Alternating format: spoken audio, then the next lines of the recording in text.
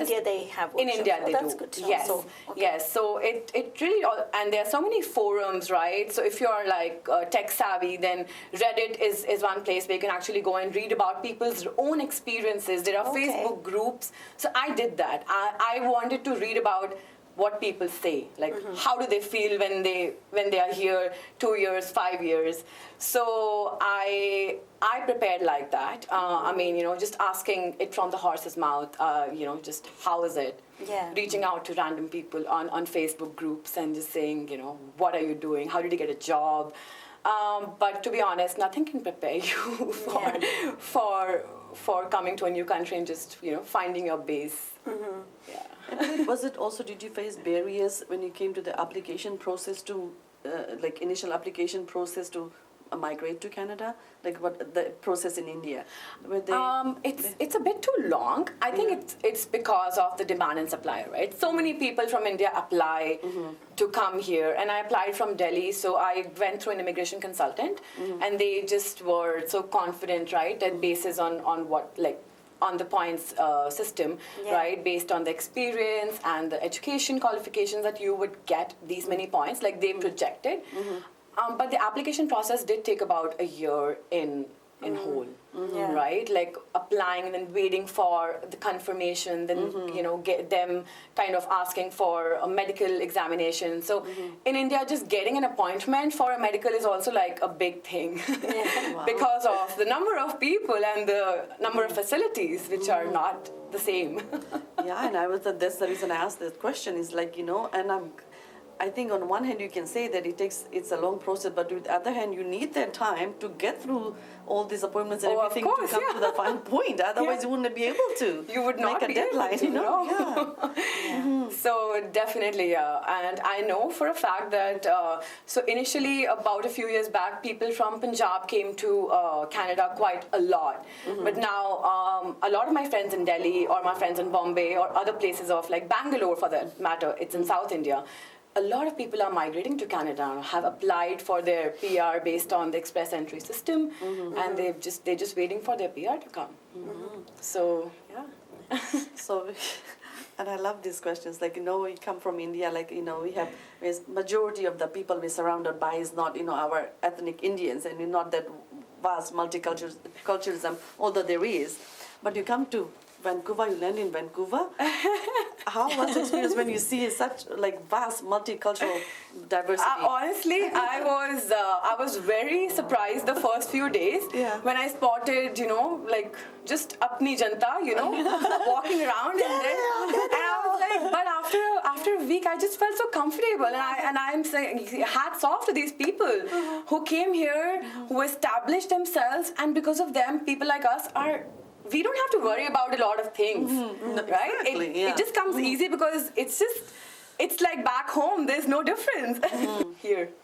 So I know you talked about, being here and kind of like the emotional side of it where you're by yourself, like your friend group, and it's different because the people you grow up with, because I was born in England and I went to high school in England, so the friendships that you form there during your high school, and then you come to a different country, it's different.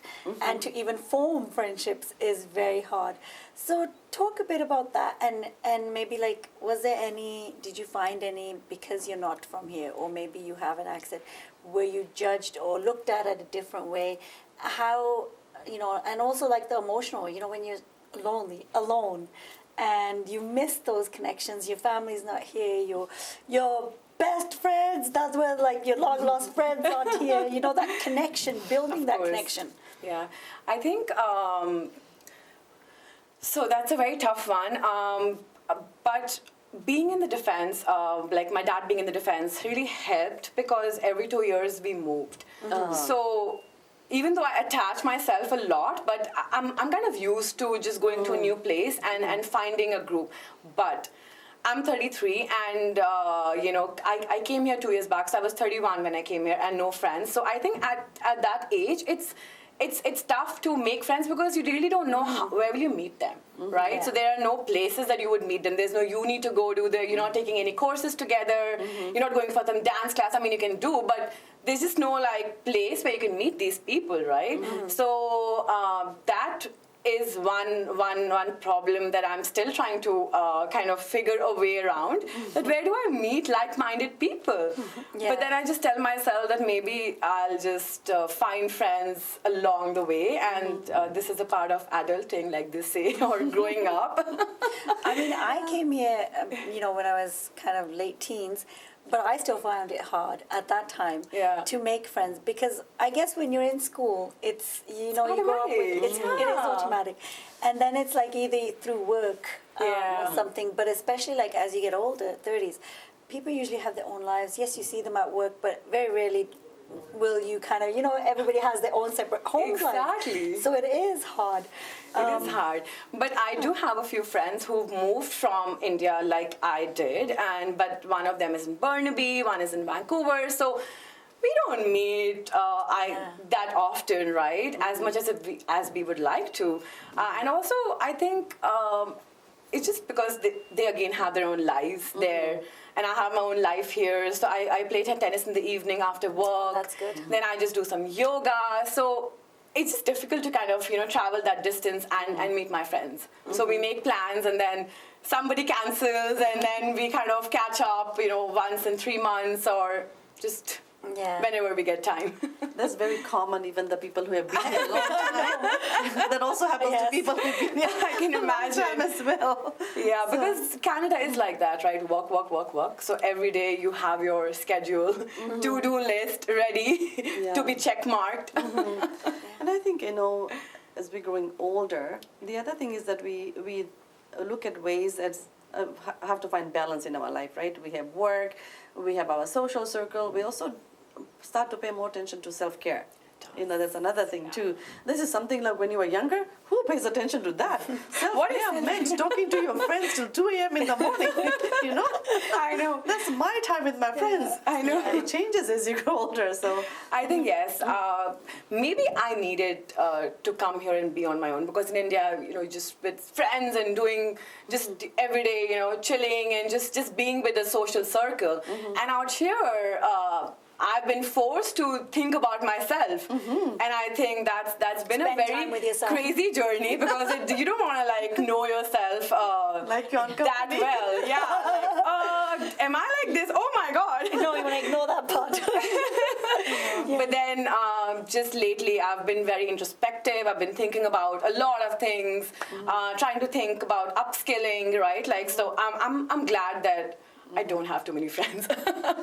Yeah, and the other thing I was just going to mention is that, Puneet, I remember me when I wanted to do something different, like for example hiking, and I looked at hiking groups and things like that, because thinking about where you want to meet like-minded people, the meetups, there's lots of meetups, around us, so we get to meet with a lot of like-minded people, and then you build those connections. Definitely. That's a good way. I used to drive in India. I started driving when I was 18, so I don't know how long, but I drove for quite a few years. And I came here, and the initial few months, because I didn't have a car, so I used to take Uber quite a lot. Yeah. And I used to get so overwhelmed with the traffic while sitting in the Uber. I was like, oh my God, how do people drive here? It's so difficult. I can never do it. India was worse. That's a problem. I know, but it's just that out here everything's so big, and road, people are on high speed, and people follow rules. In India, people don't follow rules. They don't follow rules, right? You get used to that kind of yeah, way so of what driving. are these crazy people doing following the rules? Doesn't matter if it's red, go. So this is a very funny story. When I started learning driving, I took some lessons before taking my exam. So my instructor was like, why do you stop? Why do you stop at a green light? Why do you not go? Why is your first instinct looking here and there, are people coming? And she's like, this is not India. There is no person's going to run while this light is green. She's like, go. People are going to honk. Yeah. And then she's like, at a pedestrian, the crossing, you got to stop. You cannot be a rolling stop. You got a hard stop. And I'm like, oh, okay. So that got a lot of getting used to. But I drive. I got my license, and then I've been driving for about a year and a half now. Okay, so that's That was the first thing, because I think staying in Surrey, like Yes. not having a car is very tough, and it's expensive to use, Uber and I public think transport. anywhere in Vancouver, or when you migrate, it is hot. It is, So yes. I mean, that makes it easier to get around. Like At least even you if have were your taking own public transport to find out, where you're gonna have to live or where you're Yeah. working. That is a lot of It is, it is. which buses you have to take, and Yeah. it is a lot of work to get used to. Then grocery shopping. Yes. Tell us about the food. Yes. Differences. Are there differences? That's what everybody says. Like, I think the guess food- even what you're used to from back home, it's different. The taste.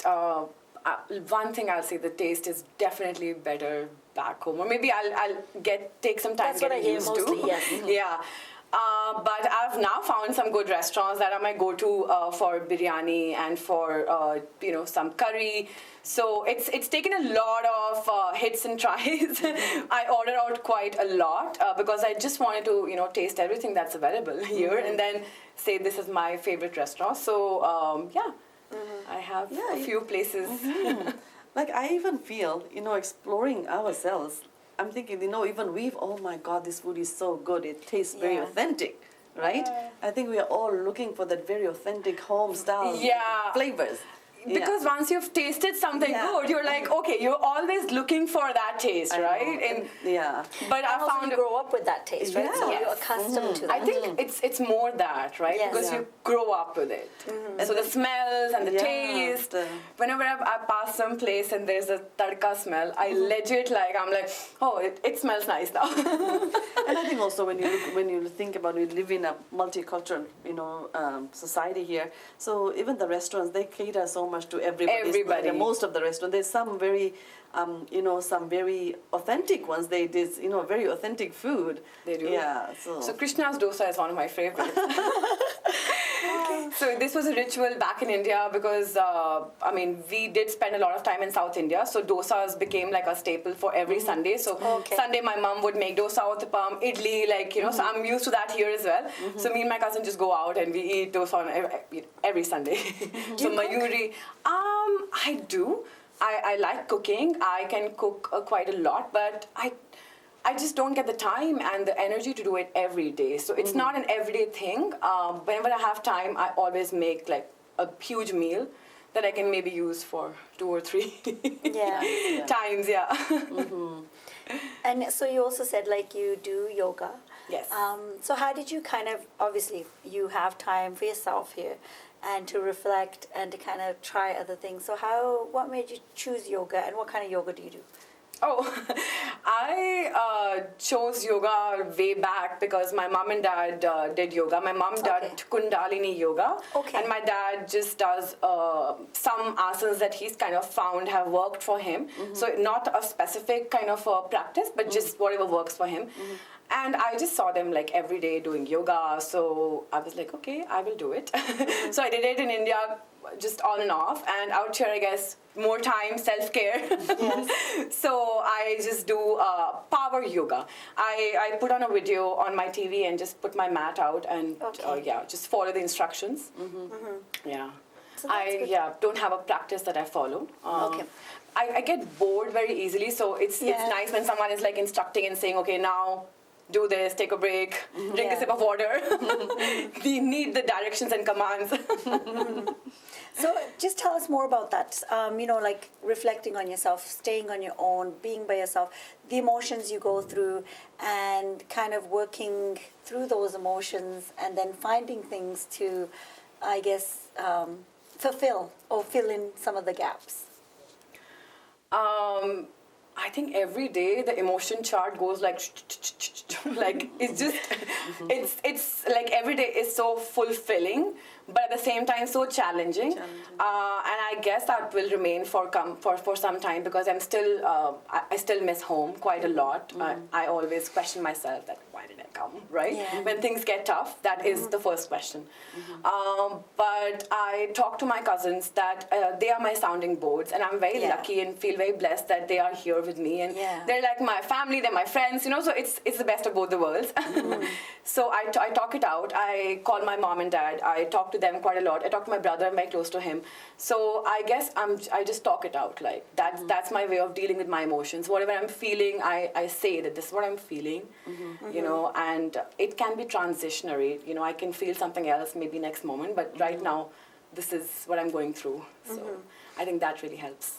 And then I guess, like here, maybe not so much back home, but I think it is changing. And I think here too, like stigma around mental health, mental wellness, self-care. And also we have a lot of South Asian groups here also. Yes. So how is that, do you feel it's accessible here? Do you feel India has that same awareness, or it's still... I think, to be honest, India does have a lot of awareness about mental health, and in the past few years, it has grown because of a lot of kids committing suicide because they didn't clear board exams or just the pressure, right? Peer pressure. So that really opened up conversations, and I am not sure if it's across India, but maybe in the metropolitan cities, people are very aware, and I guess there's no shame nowadays in saying that, hey, I'm having a bad mental health day, or I'm just not depressed, but I'm going through really deep emotions, right? And I'm not happy or I'm sad, and I don't see that a lot here, to be honest. I think people are still very, they mask their... Also, you think over there, they speak about it more? They speak about it more out here. And I've seen that over the past 2 years during COVID, I think, about mental health, people are talking more because it's really coming out in the front and say, hitting you on the face that you got to talk about it. This is happening. But when I read articles about, maybe 3 years back, I don't think these conversations were that mainstream. And I think, we have social media now also, and I do believe here, especially in our communities, the awareness is growing. People are talking about it more. A lot of influencers are talking about it. So I think it's making it more safe. It is. To talk about. So I think we are going the right direction, and the stigma is decreasing. It should, right? We're in 2022, and I think mental health, everybody goes through emotions, right? Exactly. And just kind of labeling them and saying, this is what's happening to me. Right? So yes, I do see that, but I think it's now more. Yeah, and I think there's so much stigma attached around it, right? And I think decreasing stigma is what's helping with the awareness, and people become a little bit more comfortable to be able to talk about it amongst our families. And also, I think, when you look back, it wasn't something that was acceptable. That if you don't accept, it's not happening, right? Yeah. So acceptance. Once you can accept it, then you can actually, find a solution. Looking for treatment or solutions for it. It is. Yeah. So talking about accepting, so new immigrants that come, sometimes, it's normal to go through emotions, and especially when you moving countries, there's a whole lot of emotions overwhelming that you do go through. But when those emotions or those sad periods persist for a longer period, do you see people more open to wanting help, or even saying, yes, I'm depressed, or I'm have anxiety, or I might have a mental illness that it's prolonging, or just kind of shutting it out and know, it kind of in survival mode that we're in this country, I just have to survive? I think it's the latter. Unfortunately, because people are just in the survival mode, right? So they cannot afford to be depressed or afford to have a mental health problem, because you're I just came here and now you have a problem, right? So, but I do at the same time feel that if we have, this is something that I really want to recommend, maybe, to organizations that work in this sector, to kind of have a mentor program, right? Because you need someone to be with you throughout the journey.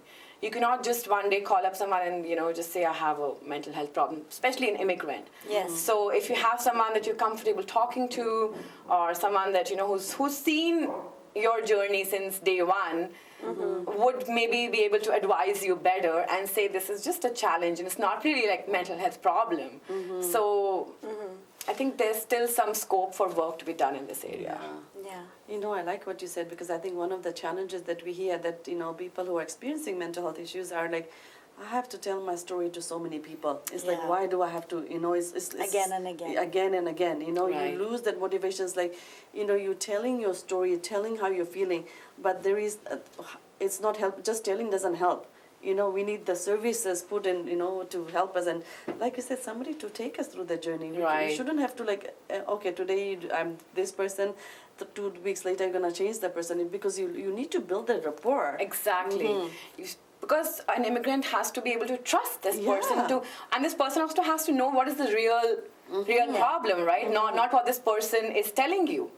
So I think, because if they are with them throughout the journey, then they can actually see it firsthand, right? So, yeah. I'm actually surprised to hear that there's more awareness in India than, you know, you feel like here. That's Because that's a surprise to me. I've been working in India since 2012, and every organization that I worked in, there was a mental health workshop, or there was like a mental health, good. you know, like a counselor coming in, just talking to people, you know, even if they don't have issues, just kind of making them aware that you can reach out. Yes. If you do have these are the signs to look out for. So I think there was, more awareness. I want to ask you a That's touchy good. question. So you have also worked in the rural areas with the Yes. NGOs and everything. Like, do you feel the awareness that is in the metropolitan areas, is it also like people are able to talk about mental health in the rural No, areas? that's why I said no. It's such a variation, right? Like you Yeah. have the big cities where everything is the same as any other big city, but then you have the rural areas, or even the tier 2, tier 3 cities, smaller cities, where mental health is still a taboo. Nobody wants to talk about it. They still like, oh, ye to pagal ho gayi hai.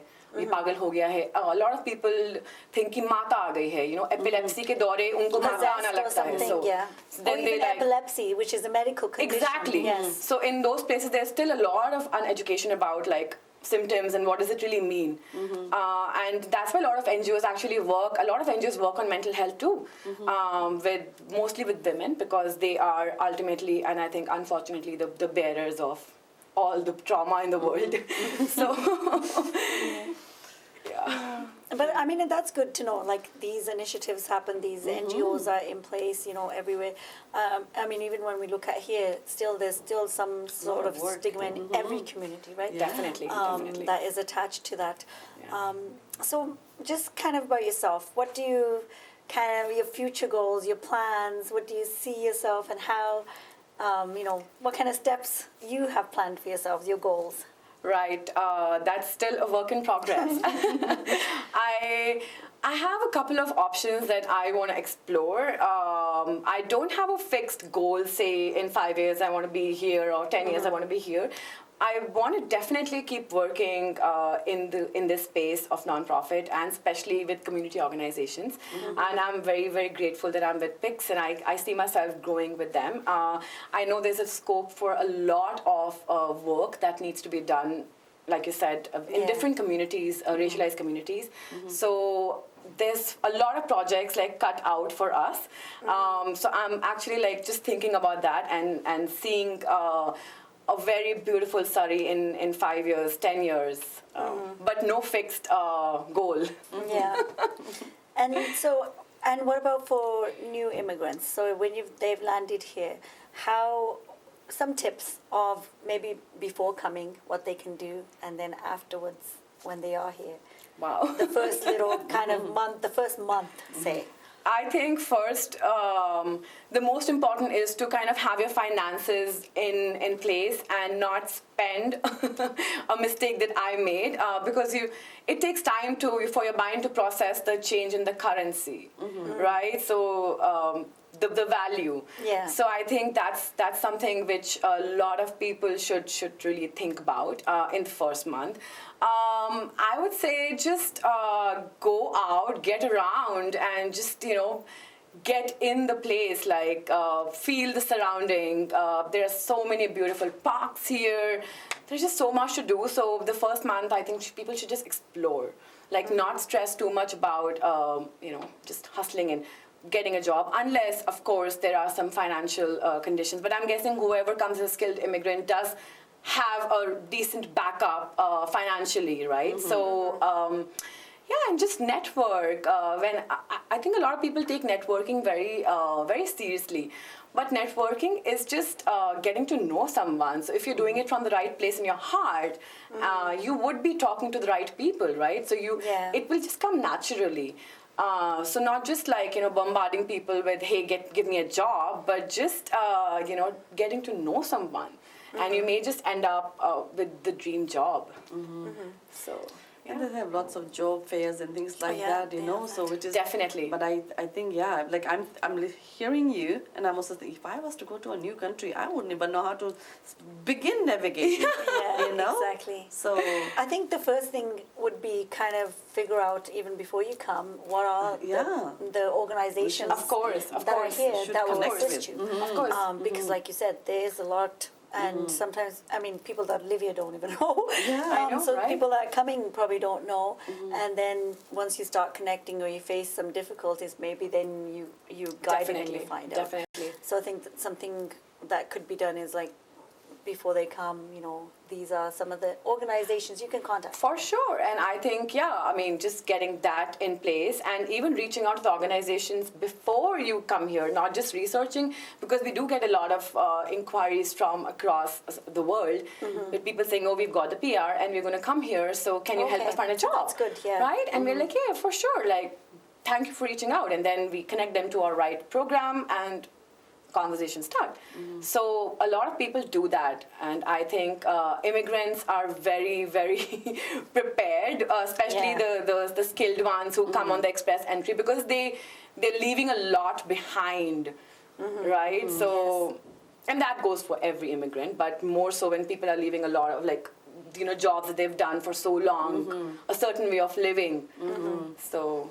That's good to know. So we're almost coming to the end, and I just want to kind of end with something, a saying, or whatever you use for yourself that motivates you every day.